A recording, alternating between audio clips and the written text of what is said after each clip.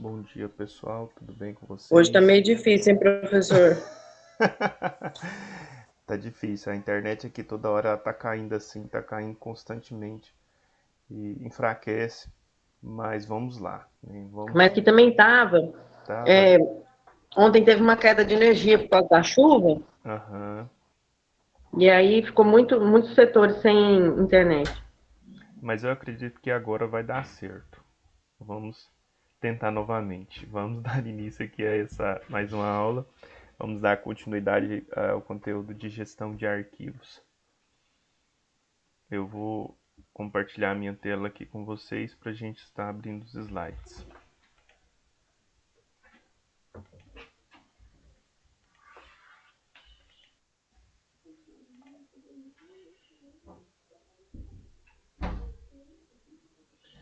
Aí, Ana, se surgir algum imprevisto aqui, se você puder me avisar aí, tá? Fala, ô professor, então tá dando para ver os slides aqui não. Aí,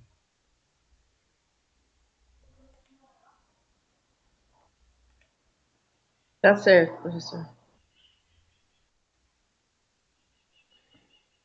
tá conseguindo visualizar o slide aí, tá tranquilo?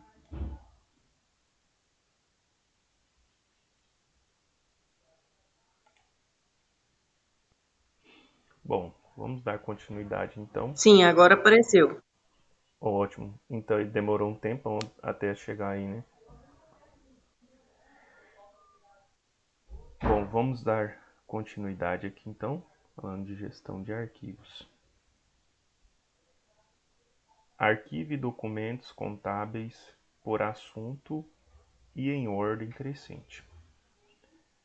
Quando a gente fala dessa questão dessas documentações, a gente olhando assim para um arquivo físico, a gente vai ter uma prateleira com vários locais onde a gente pode estar fazendo esses arquivamentos de documentos. Na questão do tocante às notas fiscais, é um problema muito sério. Mesmo aí com a nota fiscal eletrônica, ainda tem muitas empresas que fazem questão, né, de ter mercadorias, de terem estoques e muitas vezes não tem a nota daquela mercadoria. A gente fala isso de mercadoria fria.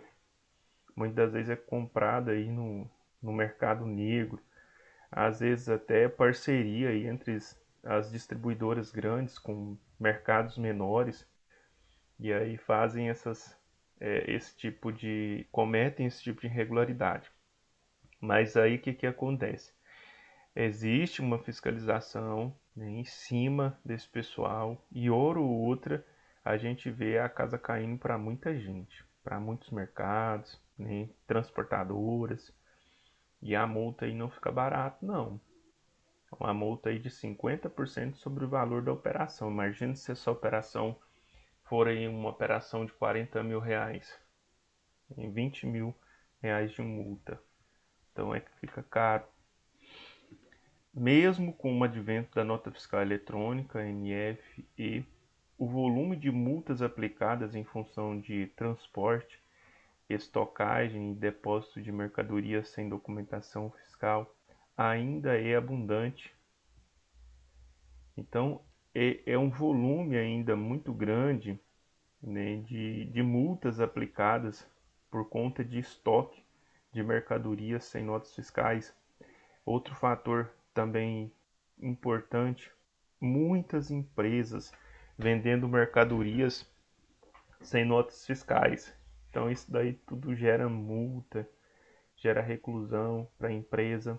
Então isso é muito importante. A gente tem que estar atento a isso aí, né? E se a empresa estiver fazendo esse tipo de coisa, a gente tem que tentar orientar, né, as pessoas que estão ali na frente, na linha de frente da empresa, para que isso, né, não venha acontecer. E muitas vezes a gente acaba sendo a parte mais fraca, né? Se a pessoa é a parte mais fraca, infelizmente, às vezes o que ele vai falar ali não vai surtir muito efeito. Mas nós sabemos que há aí, por conta dessa irregularidade, há muitas multas para algumas empresas por aí. Só em São Paulo, por exemplo, aqui, o regulamento CMS prevê multa de 50% do seu valor de operação. E acontece demais, gente. Acontece muito essa questão. Na cidade mesmo que a gente mora, a gente vai comprar e eu posso dizer que uns 70, 80% do comércio local não emite notas fiscais. E isso é um problema sério, porque a gente sabe que ele está fazendo o quê? Sonegando imposto, né? E isso a gente pensa assim, por um lado, né, a carga tributária do nosso país é muito alta. A gente acaba assim tentando, eu querendo entender, né, o lado do consumidor, né, o lado do governo e o lado do comerciante. Aí eu fico tentando equilibrar. O governo, a carga tributária do governo é muito alta. Aí se o comerciante faz a sonegação, ele pode ser multado e preso. E querendo ou não, né, se ele, muitas vezes o comerciante fala, não, mas se eu tiver que aplicar tudo aqui de imposto, a mercadoria vai ficar mais cara para o cliente. Então, assim, a gente acaba por não entender, né, esse tipo de oneração. Mas há muitos empresários, eles cobram do cliente, porém eles não passam para o Estado esses juros, né, esses juros não, essas ICMS. Isso é fato. Muitas vezes você vai a um comércio, compra, paga o preço justo, né, cobrado de você, todos os ICMS, é cobrado tudo ali, só que não é repassado. Aí ele não faz o repasse desses impostos. Muitas vezes embolsa esses impostos. E aí, quando vem uma fiscalização, e aí ele é obrigado, né, a devolver com juros e correção monetária para o Estado.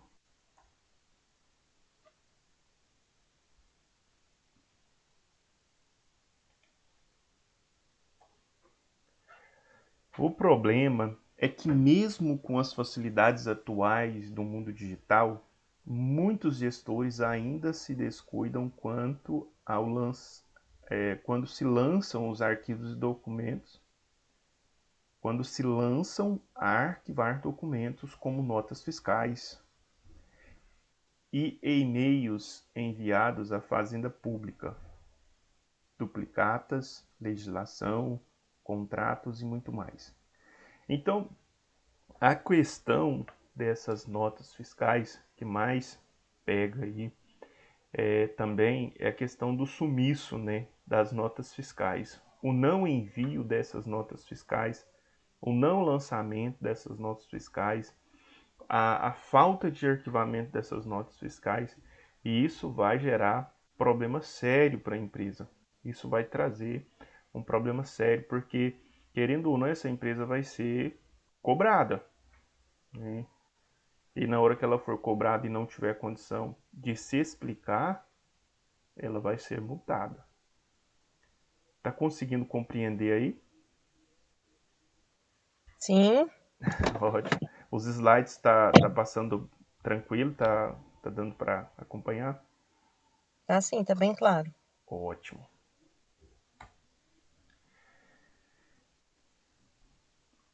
Por isso, o armazenamento de documentos contábeis, sejam eles físicos ou de forma digital, deve ser feito por assunto.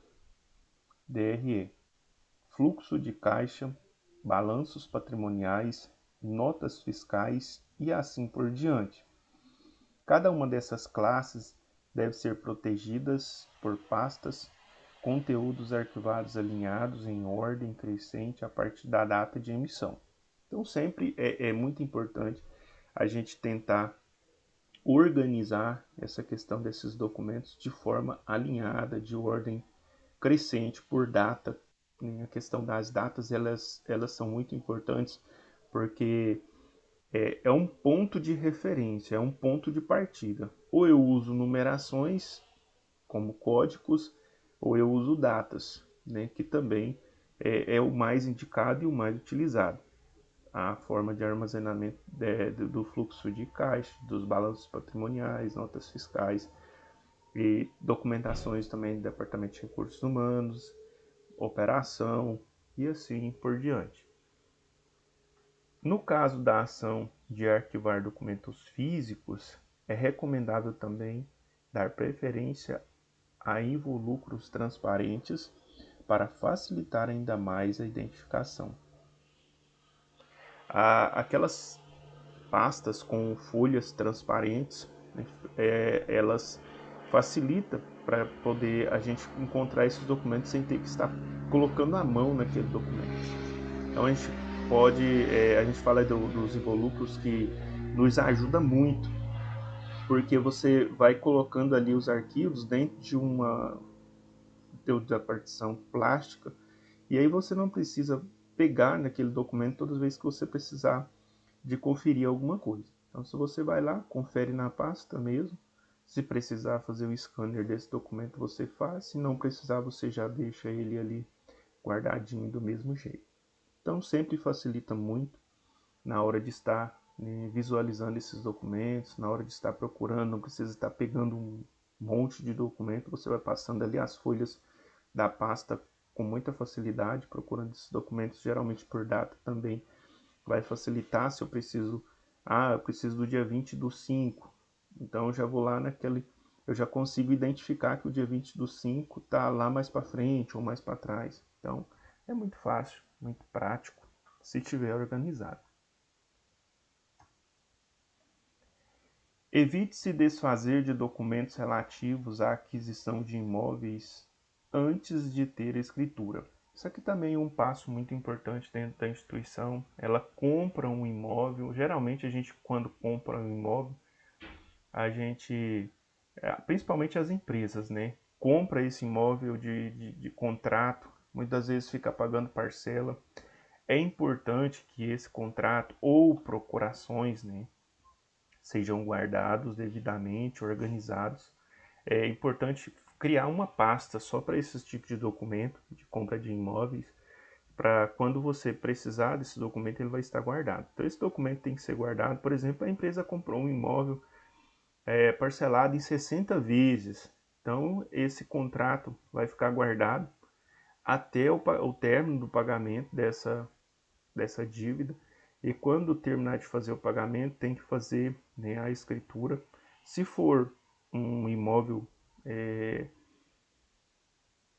financiado pela Caixa Econômica Federal, no caso, o próprio contrato ele já é registrado e ele tem um valor escriturário. Então, não pode perder esses contratos, eles devem ser guardados de forma muito organizada, porque se perder um desses contratos, a empresa vai ter um prejuízo muito grande. Então é importante estar com essa documentação sempre muito bem guardada e organizada, até fazer a escritura. A hora do momento que fez a escritura, essa escritura também deve ser guardada, né?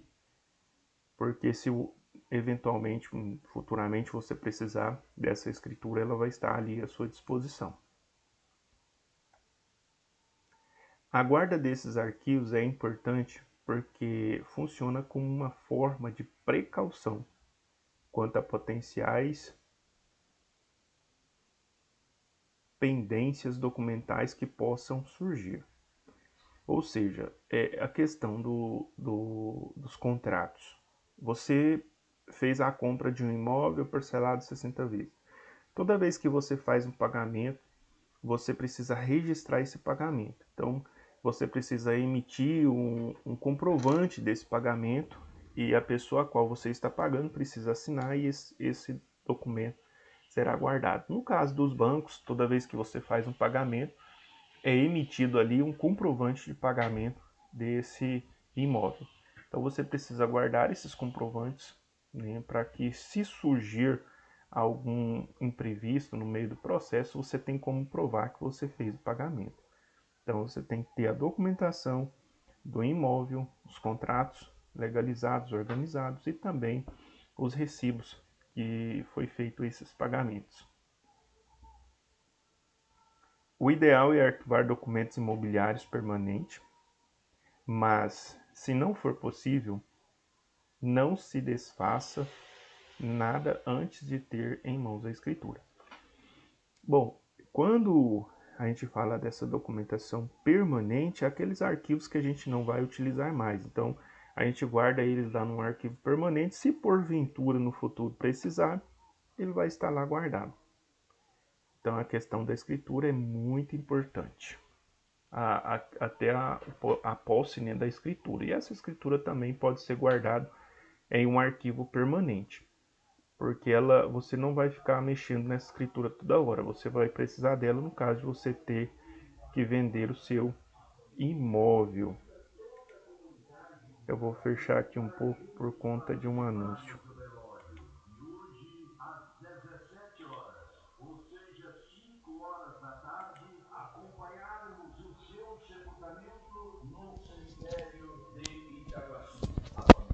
Agradece a todos.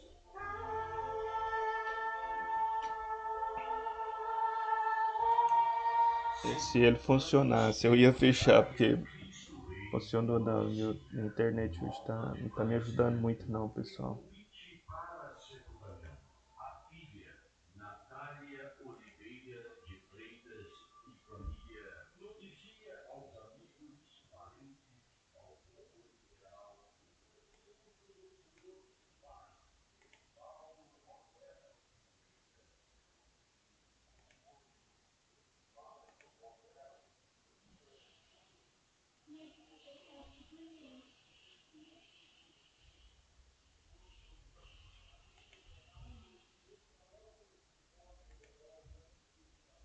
Bom, nós vamos dar continuidade aqui.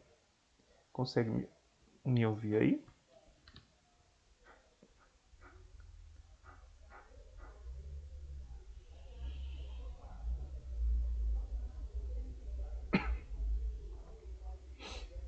Consegue me ouvir aí, Ana?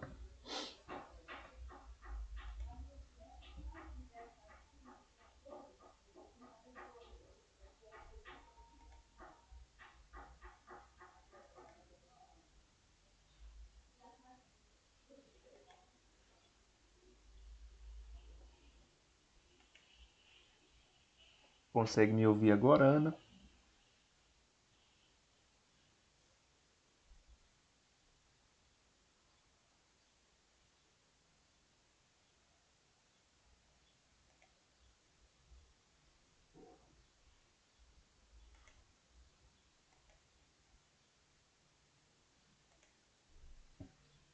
Bom, nós estamos aqui falando sobre a questão da guarda, né, dos documentos. Me desculpa aí os imprevistos, pessoal. Teve um anúncio aqui na rua, eu tive que dar uma parada aqui até passar o anúncio. Não sei se eu consegui fechar o áudio aí antes de passar o anúncio. Sempre essas aulas online, assim, às vezes pode acontecer algum imprevisto. Peço a vocês aí que me desculpem os imprevistos que podem acontecer. Vamos dar continuidade aqui. Crie uma tabela de temporalidade para arquivar corretamente seus documentos. Tabela de temporalidade delineia o tempo de arquivamento de cada tipo de documento, evitando que os funcionários se desfaçam de recibos, duplicatas e contratos antes do prazo devido. Este instrumento é importante porque chama a atenção dos colaboradores para a necessidade de arquivar documentos de acordo com a legislação vigente. Confira aqui agora alguns dos principais períodos de guarda de documentos obrigatórios. Crie uma tabela de temporalidade para arquivar corretamente seus documentos. Então vamos aqui falar de alguns documentos que precisam ser guardados e o tempo que precisa ser guardado. Nós temos aqui acordo de compensação de horas, 5 anos. Então, esse documento, esse acordo de compensação de hora, não pode ser desfeito em prazo antes aí de 5 anos. Carta de pedido de demissão, 5 anos. Comunicação de acidente de trabalho, CAT, 10 anos. CONFINS, 5 anos. Comprovante de pagamento tributário da Previdência Social, 30 anos. Documento de RH como recibo, 13º de salário, comprovantes de férias, folha de pagamento, recibo de salário, termo de rescisão, 10 anos. Então, pessoal, é importante que essa documentação seja guardada, né, de forma adequada nos prazos delimitados. Então, a gente precisa estar atento a essa questão desses documentos. Esses documentos podem ser descartados, né, após essa questão desses anos. Após passar os anos, né, ela poderá ser descartada, mas até o vencimento nós precisamos guardar esses documentos. E aí nós temos muitos outros documentos. Geralmente a empresa passa para a pessoa que faz o arquivamento fazer o arquivamento de forma correta.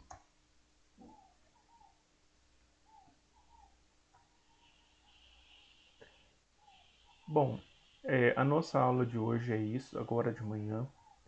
À noite, nós teremos uma aula a partir das 19 horas. Nós vamos estar falando aí um pouco mais sobre gestão de arquivos. Mais uma vez eu quero pedir desculpa aí a vocês pelos imprevistos de hoje de manhã. Tivemos aí muitos imprevistos, a internet caiu, ficou um pouco lenta, e aí anúncio na rua, então assim, tivemos aí vários imprevistos, mas eu peço desculpa a vocês. E acredito que geralmente à noite esses imprevistos não acontecem.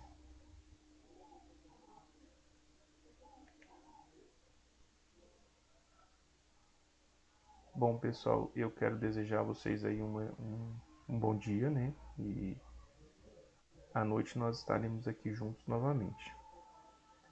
Tá certo. Obrigado, professor. Conseguiu acompanhar aí, Ana, mesmo com os imprevistos que nós tivemos?